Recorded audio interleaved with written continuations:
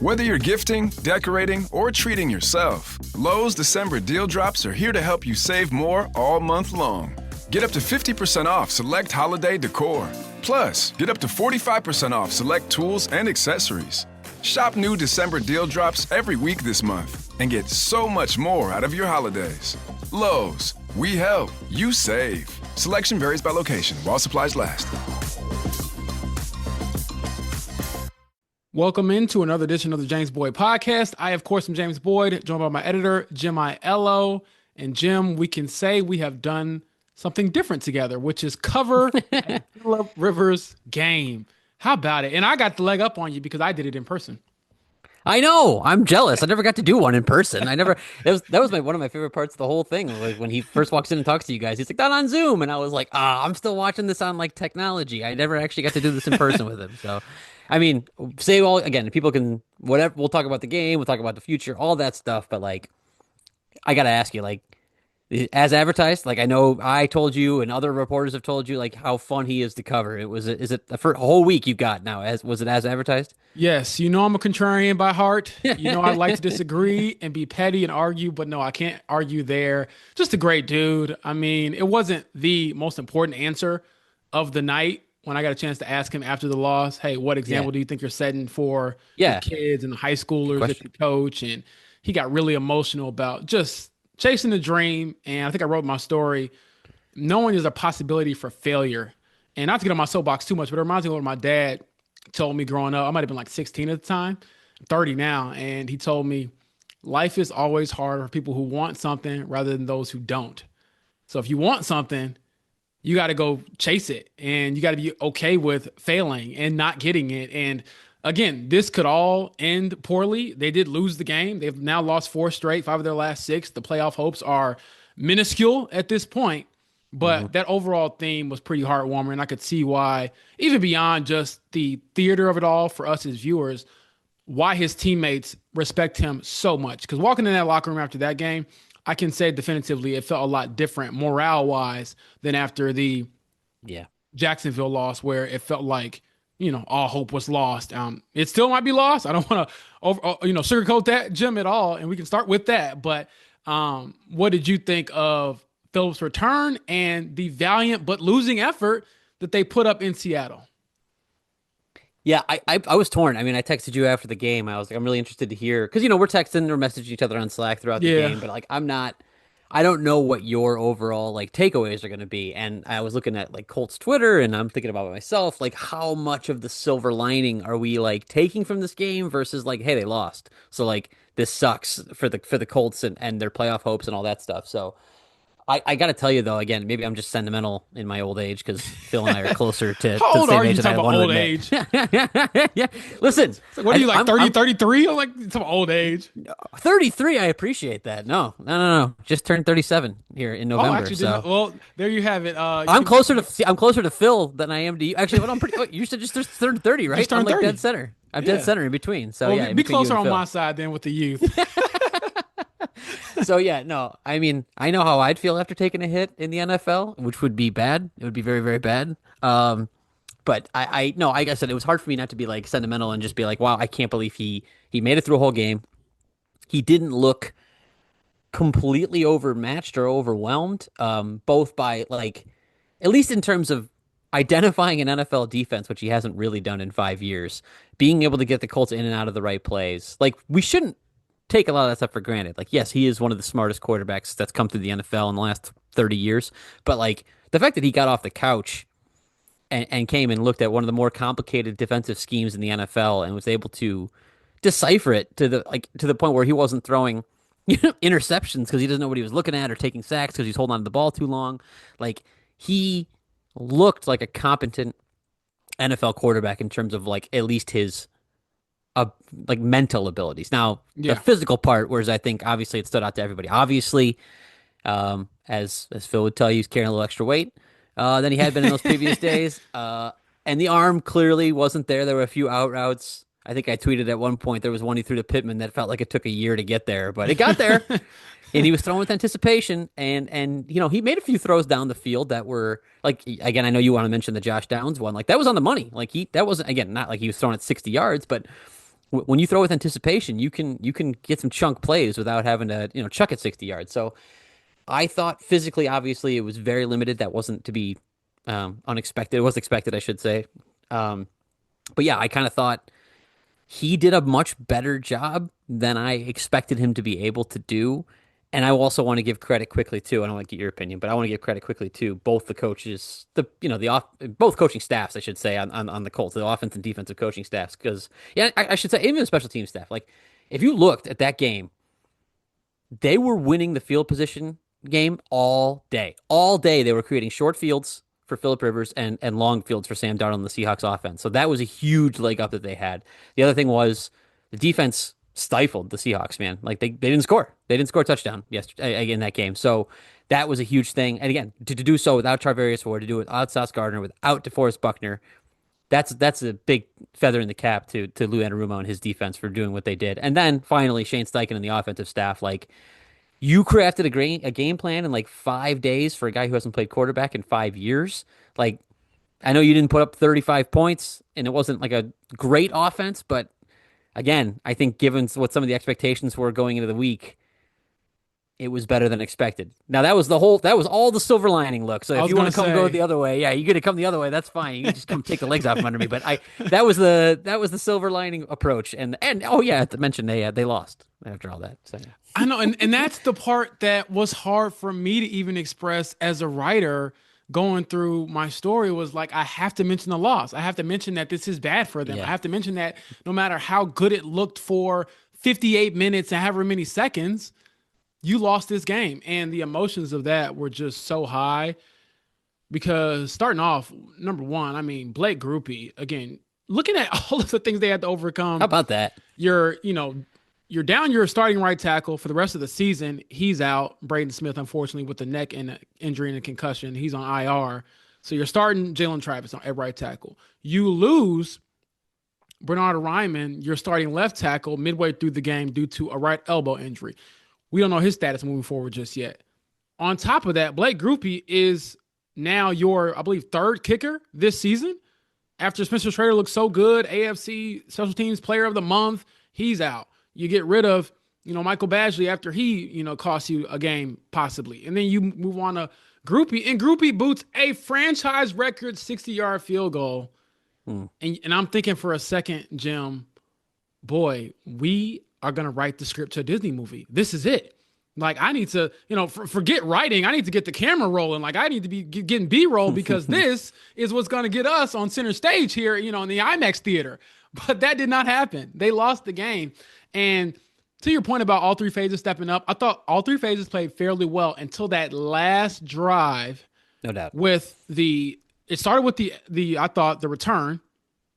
The return wasn't that greatly covered when it comes to the Seahawks, giving them a decent advantage to start off with. And then a couple of the throws get them in field goal range. And ultimately, Seattle escapes winning a game with only field goals. And I believe, according to ESPN Stephen Holder, the Colts are the only team, or rather, I should flip this.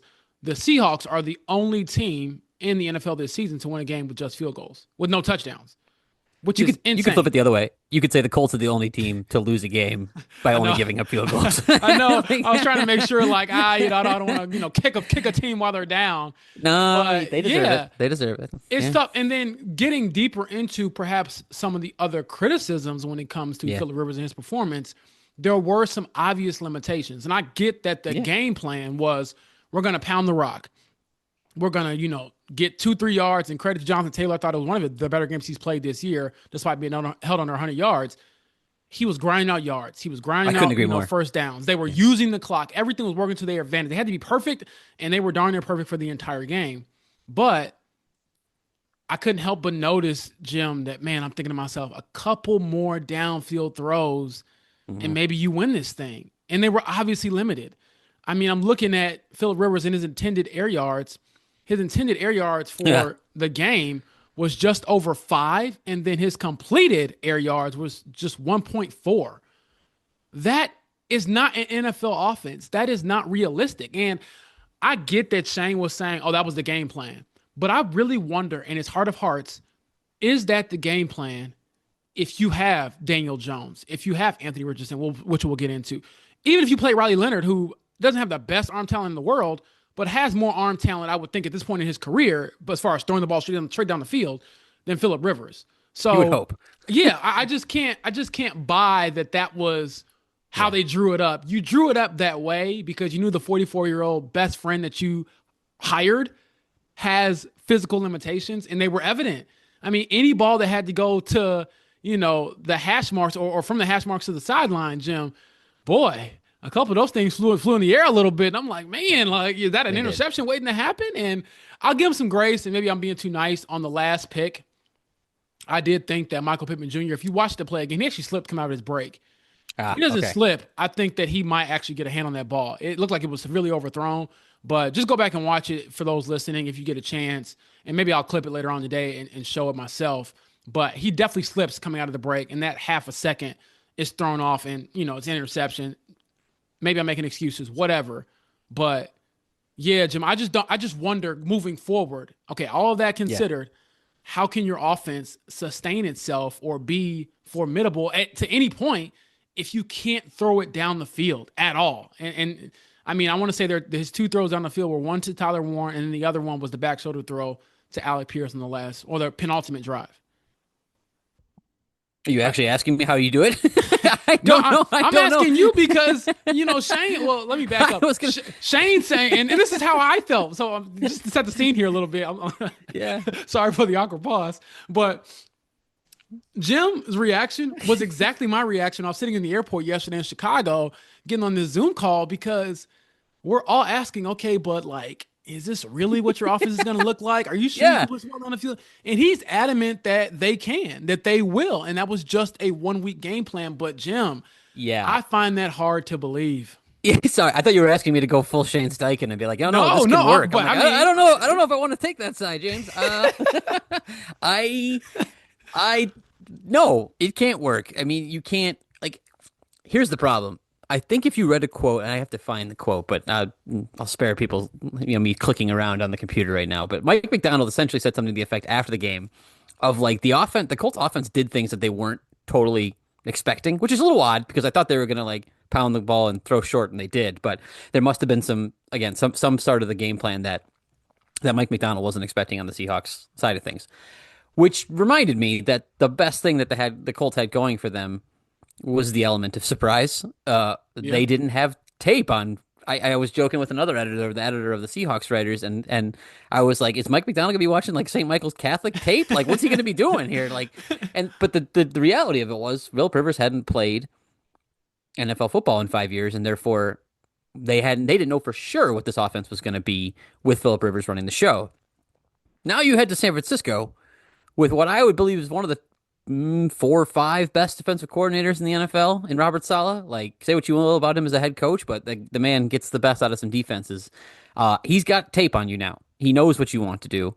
And as you mentioned with the physical limitations, like, it'd be cool if the Colts could change things up, but I don't think they can change things up too much. I think what they did is what they're going to do. And yeah, the Niners are hurt. They don't have Fred Warner. They don't have Nick Bosa. But they've been playing okay without those guys. And again, giving Robert Saleh an extra day to prepare because there's the Monday Night Football game. I am a little bit worried that, again, maybe this is more narrative-y, but like you got tape now for the 49ers. And it felt like, let me put it this way. I've talked to a few people who are like, oh, I kind of forgot that Phillip Rivers was going to start another game. It kind of felt like all this momentum to starting one game, and then it was going to be it. But no, he's back again.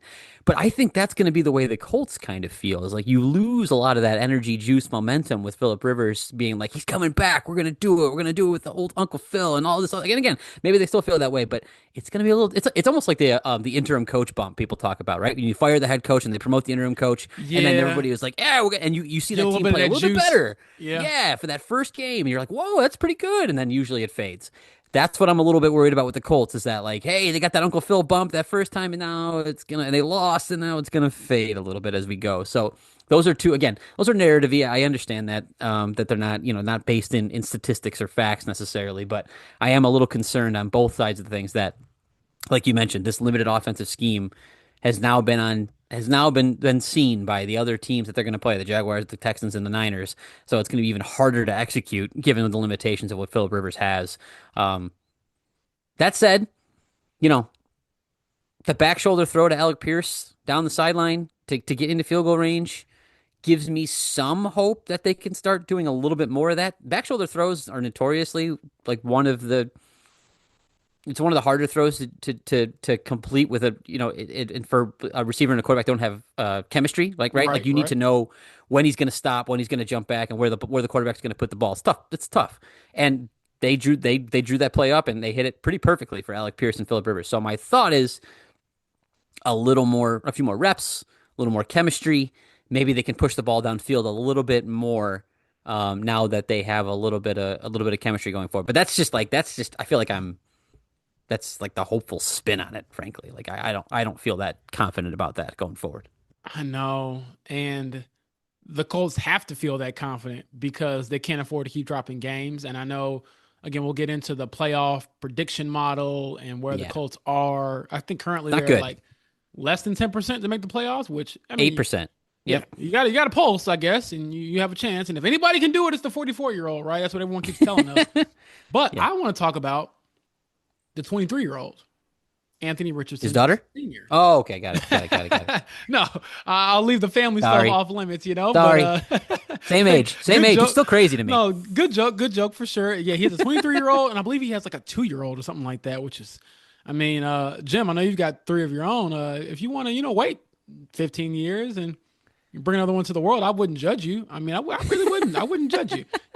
I'd be questioning, the financial side of it because unlike Phillip Rivers, I don't know if you've, made $100 million plus in your career or something like that. I don't make that money with the Athletic as an editor. I will tell you that. Not quite. I think you're worth that much, but I don't know how that whole thing works. I'm not looking to start my own football team here at the Ayala household. So yeah, just to be clear. Fair enough. But getting back to Anthony. Yeah. We did get an update on his status. Now, last week was the first time I had seen him at practice since the injury, since the orbital fracture in week 6. So it had been about 2 months. And this Monday, talking to Shane, he confirmed that Anthony has resumed physical activities. And this is where it gets weird, so I'll try to explain it as best as I can. Keyword here is physical activities. That means weightlifting, throwing, and running, things of that nature right now. Right. He has not, however, been cleared for football activities, keyword football, because for that to happen, he would have to have his 21-day return to play window open, which basically means he would have to be allowed to practice with the team and be on the roster for that. Right now, he's still a completely inactive member. Yeah. Whereas, he could do stuff off to the side. Teams do it all the time with players who are trying to come back. But to have any hope of playing again this year, he has to practice. That has not happened yet.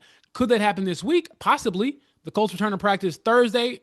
And just to clarify for you all listening, the schedule's a little bit weirder because of the Monday night game. So they'll practice Thursday, Friday, Saturday this week instead of the usual Wednesday, Thursday, Friday. So one day later. So Thursday, when we go in there for our first practice of the week, we will be able to look out there and see, is Anthony Richardson an active participant? And if he is, then that would allow us to understand, okay, they have opened his return to play window and he's getting closer to getting off of IR and being an active member of the roster. All of that in mind, Jim, the question I keep getting from a lot of people, I think it's a valid one, is, one, how close is Anthony? I'm not too sure because he was in long layoff with the eye. Yeah. 2, if he, by any means, he's cleared at some point this season, should he play right away? So those are the 2 questions I guess I'll throw at you. Really the second one. The first one's more of a statement. Yeah, see, the first one, I one. don't know how close he is. But if he's cleared it all, Jim, I don't know, maybe you want to take a little slower than that. I don't know. I'll just give you the floor. I'm a high note hitting songbird, but I'm also a bird watching backpacker. Wood thrush, 3 o'clock. Walmart has a wellness side too, with tons of things I need to feel good, from electrolytes to help keep me hydrated to soothing cough drops for after every show. Oh, man. How about waterproof boots? Size 10? They've got 500 million things online, on the app, and in store. Really? Who knew? Okay, was that you or the birds? Check out the wellness side of Walmart today. Lowe's December deal drops are here, just in time to give your home some love before holiday hosting. This week, get up to 35% off select major appliances. And members, save an additional $60 on the Maytag top-load laundry pair, now just $9.96. Plus, save up to $20 on select Moen kitchen and bathroom faucets. Shop December deal drops all month long. Lowe's, we help, you save. Valid through 12/17. While supplies last. Selection varies by location. Loyalty program subject to terms and conditions. See Lowe's.com/terms for details.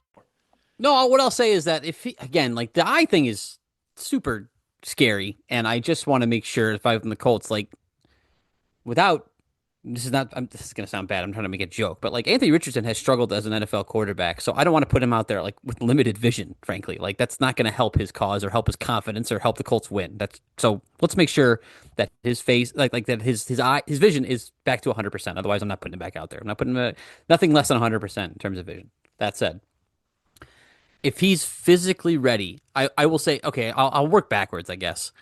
If the Colts are eliminated from the playoffs, or all but eliminated from the playoffs, I would like to see Anthony Richardson for the last couple of weeks. Like, what is the point of seeing Phillip Rivers out there or Riley Leonard or whatever? Like, if they're not competing for the playoffs, we should be watching Anthony Richardson play because we need to at least get a look at him in 2018.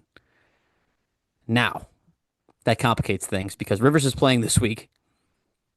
And then if they win, they're still in the playoff race. If they lose, they're still technically in the playoff race. They get a little help. They'll be down to like 2 or 3% playoff odds, but they'll be there. I don't know, man. I don't know. Again, I feel like I'm among the staunchest of Anthony Richardson believers that it's in there somewhere that he can get to it, become a franchise quarterback. But man, it's a lot to ask to come off of to be away as long as he has. And again, like this is, I know we've been like everybody's gonna say, well, Phillip Rivers was gone for 5 years. Like Phillip Rivers has 2 decades of institutional knowledge of NFL knowledge and stuff that Anthony Richardson doesn't have. Like one of the main concerns with Anthony Richardson has been lack of snaps, lack of reps, lack of gameplay, like seeing other defenses and playing. So like he will be ill prepared to go out there probably. And yet I don't know that I care. I think I'd like to see him. Like the Phillip Rivers thing, I guess we see one more game of it and see where the Colts end up, but I don't know. I really don't know. I'm very torn on this. I think when we know if the playoffs are out of reach, then you have to see Anthony Richardson, assuming he's ready again. All the caveats existing if he's physically ready to go. In the middle, again, if it's hard to answer this because like if Rivers looks like trash against the Niners, then I think the obvious answer is let's get back to Richardson as soon as we can, right? Like at least the running ability gives you a little bit more. But if Rivers looks good and you're still in playoff hunt, I guess you just keep rolling with Rivers. I don't know. Where are you on this? I just feel like there's too many like variables to this situation to kind of figure out. I know. I talk myself in and out of this debate, and I've done it the last 24 hours because I think I might be in the camp of, and I get that Shane has already announced that Rivers will start against the 49ers. Yeah. But even if you get through that game, and if you win, I think that changes a lot. But even then, even if you win, if it looks like it did against Seattle and you can't push the ball down the field, I think you have to seriously have a conversation if Anthony Richardson gets cleared to say, all right, is this dude ready for this or should we put him out there? And it's such a – I don't want to jump the gun too much because we don't know if Anthony will be cleared at all for the rest of this season. But I'm just pretending to be in the if category. If he is cleared, there's a sound argument and rebuttal to what you just said, Jim. I'm not saying you're wrong, but you can say, okay, well, I get the lack of reps, the eye injury put him down for a while, and he wasn't the most accurate quarterback when he last played. Okay, but the other guy hasn't played in 5 years, and there's physical limitations there. And for all of his brain power, I don't know if that can offset everything that he lacked by just not playing the game of football. So that's where I feel like I can go either way. It's like a toss-up for me. I'm probably leaning maybe towards Rivers, but it hinges on if they win. If they go out and lose against the 49ers. That's what I mean. And I could talk myself into everything at this point, I but know. I think it's such an interesting conversation to have. And I will say this: Shane did not sound like someone who was ready to entertain that at all. Just for those listening, when talking to him yesterday, it was very much like, we don't know what's up with Anthony just yet. Rivers is our guy. And the quote that sticks out to me the most is, he didn't come here to ride the bench, I'll tell you that. That's what he told us. So that sounds like, this is our dude. You guys better get over it and just get with the program and understand that he's going to try to lead us. But boy, you told us that whenever Anthony became available, he would be your backup. He would still be your QB2. In this situation, is he still your QB2, like behind Phillip Rivers, or is he going to leapfrog him? I don't know. I don't know either. It's tough. It's tough.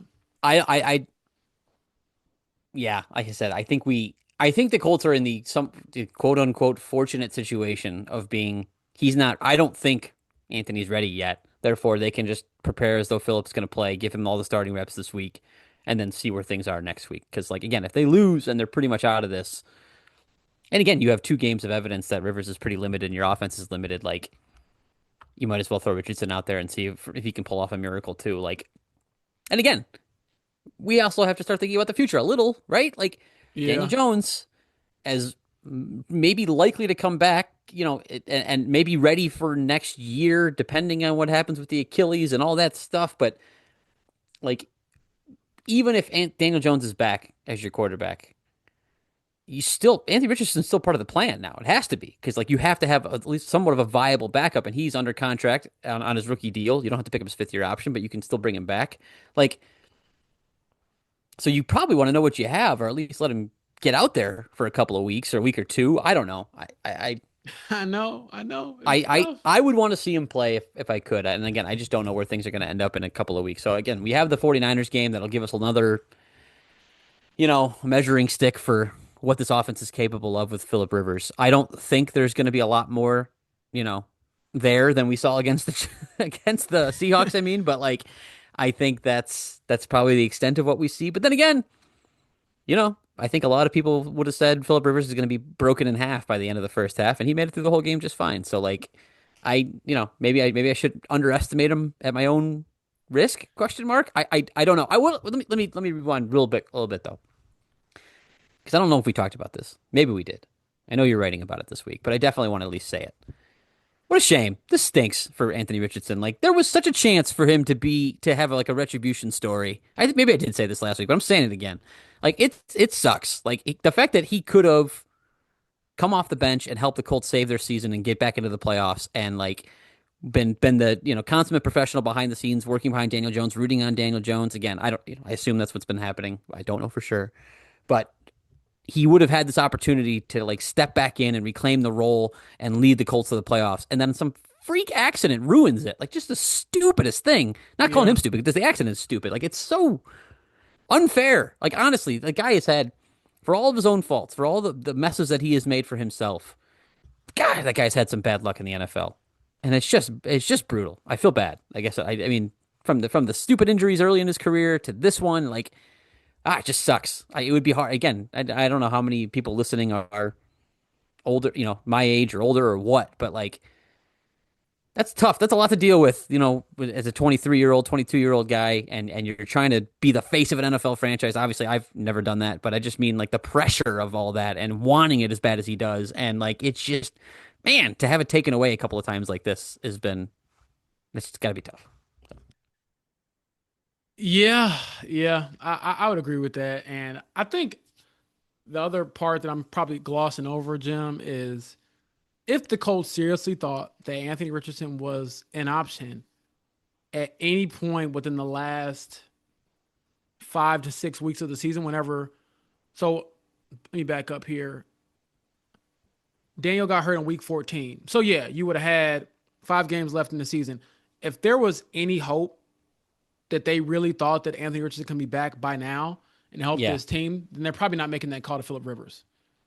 That's probably not going to happen. I mean, if you think, okay, we just have to survive for a week or two, maybe, I don't know, Shane loves Phil. Maybe he calls him anyway, but maybe this isn't a conversation we're having about, Anthony Richardson and the missed shot at redemption because he would still sort of have it. And it's not necessarily been closed just yet. I think I've, kind of laid that out, but it's such a unique situation to be in, especially because this is all happening and really only happening because you're in the playoff picture.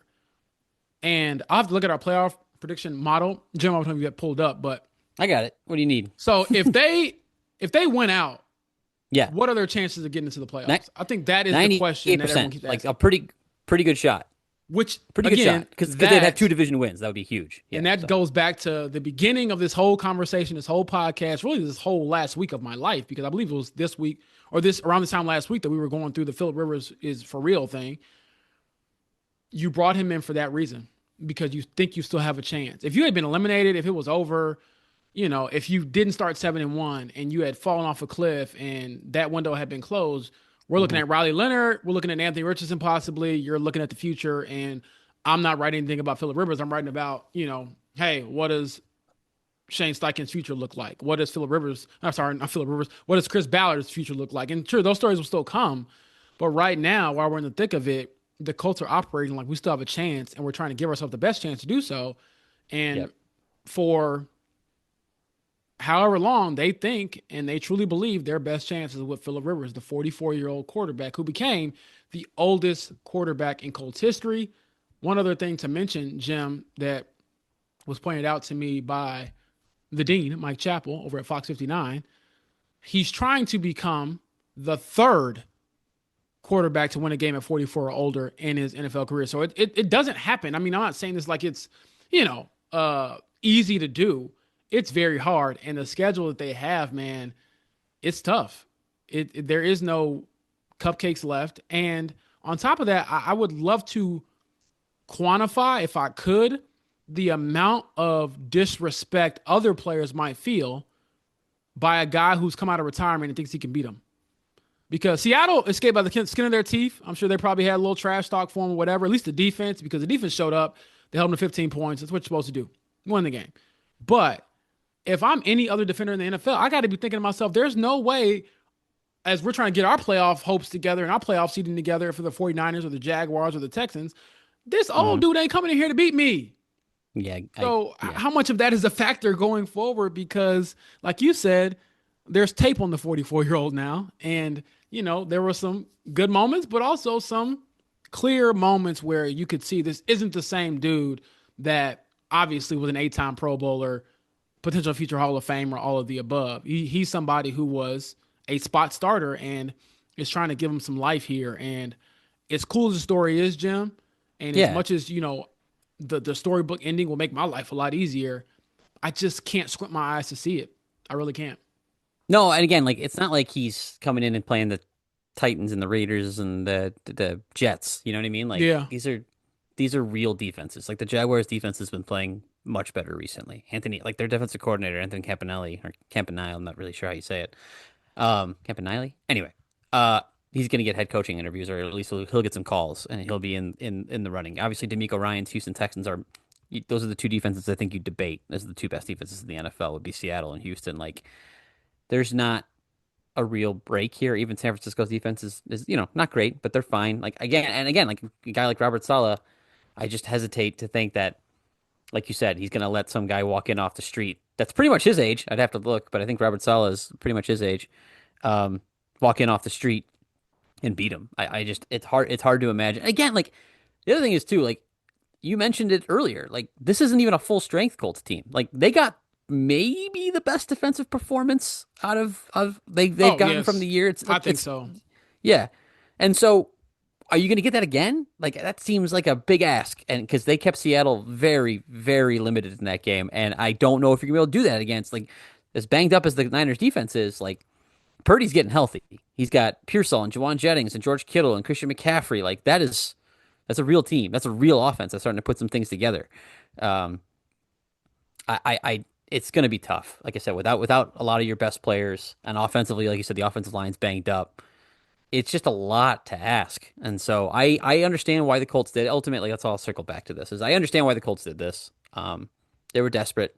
I think they looked at Riley Leonard and thought, like, that's we're not going to get there with that, especially if he's hurt. Like that's just not going to happen. So let's roll the dice on something crazy, and maybe something fun will happen. And it almost did. Like you said, it almost did. It almost happened.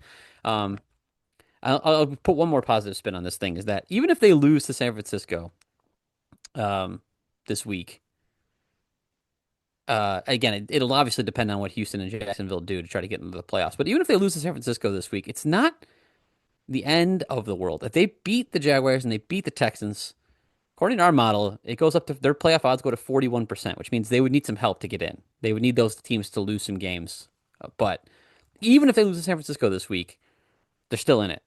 They still got a shot. So that is you thank your lucky stars that you started 7-1, or at least not you thank your lucky stars. You earned it. You earned some benefit of the doubt here toward the end by saying you started 7-1, and this is the position you've put yourself in, is you have 8 wins. However, man, they look like to be in danger. I think I sent you that list earlier this week of becoming the 6th team since the merger to start 7-1 and miss the playoffs. Last team was the 2012 Bears.